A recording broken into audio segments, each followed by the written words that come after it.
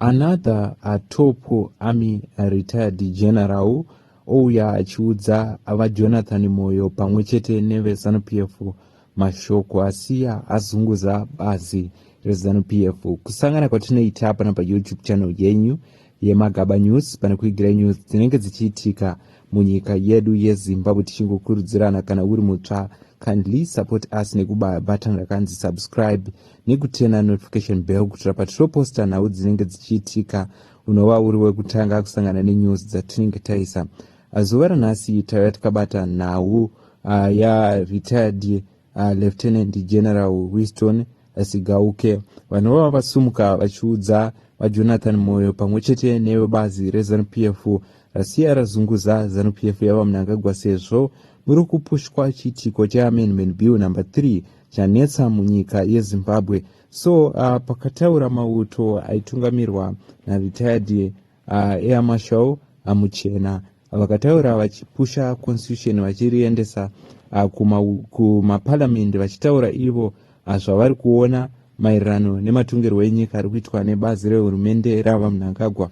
So zvakaita kuti vakasiyana-siyana vari kuchengetedza hurumende yava Mnangagwa neZANU-PF kuti ikwanise kubudirira pachiitiko che2030 vaikriticize mauto aya maretired senior military figures vachivacriticize vachitaura ivo kuti ndavanyarare vasanyore mastatement aya, vachiti ivo vaifanira kuzvitaura panguva yavanga vachiri in power.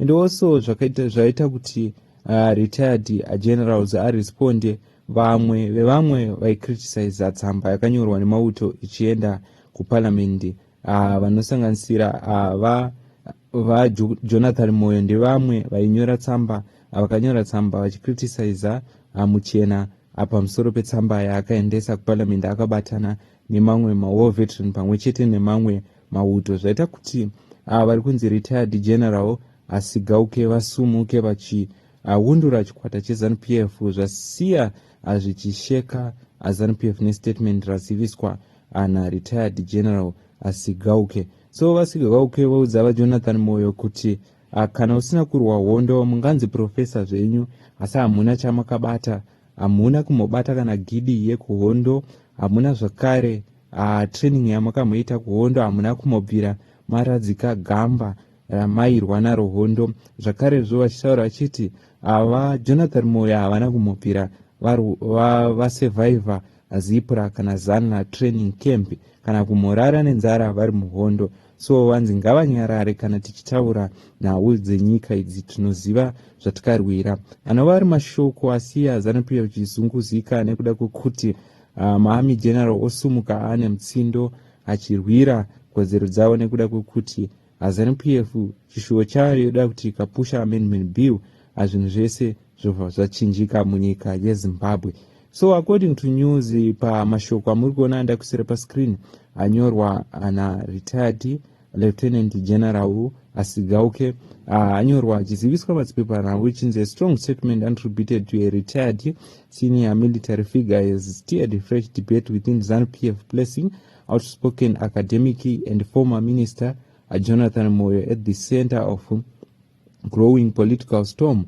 The remarks, which have been widely shared on social media, criticize Moyo's role in commenting on Zimbabwe liberation history and his recent attack on war veteran, the retired general believed to be aligned with the liberation war circles, at that individual who did not directly participate in the army struggle should exercise caution when addressing those who fought on the front line. At the heart of the dispute are comments allegedly made by Moyo targeting former military leaders, including Henry Muchena and other liberation war veterans. The exchanges quickly escalate into a broader ideological clash, pitting academic and political perspectives against liberation war veteran accreditation.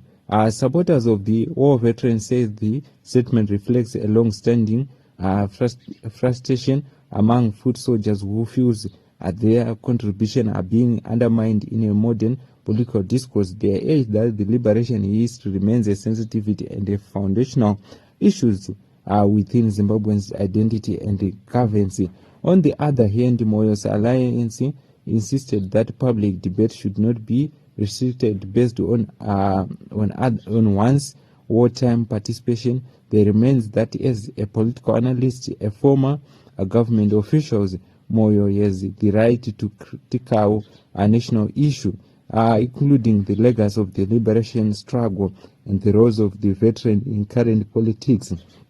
Political analysts say the confrontation exposed a deeper tension within ruling party ZANU-PF, where division between liberation war figures and technocratics have occasions surfaced over the years.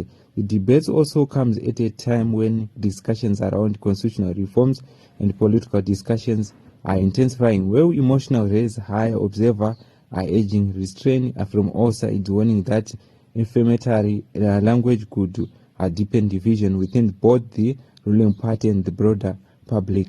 So mashoko anyorwa avanyora vachiudza vaJonathan Moyo vachiti Jonathan Moyo should sit down, a professor who have never hold has no business lecturing freedom fighters about the liberation struggle. I have read with the complaint the documents authorized by Jonathan Moyo attacking Air Marshal retired Henry Muchena and his co-signatories. My fellow combatant and liberation war veteran is embarrassingly ignorant, literate, uninformed, and cowardly. I want to address Jonathan Moyo directly, man to man, with the full weight of my record. Jonathan Moyo did not fight in the liberation struggle. He did not carry anything in the bush. He did not bury comrades, and he did not survive Zipra or Rosalna training. He did not go to sleep hungry in war, wondering whether the next drone will bring a Rhodesia airstrike. So ndo mashoko ari kutaurwa na retired general vachiti havana chavakamurwira nyika yeZimbabwe. Also take on this issue, also take on this news. Ndidzo news dzatati kabata pano pachannel yenyu Magaba News.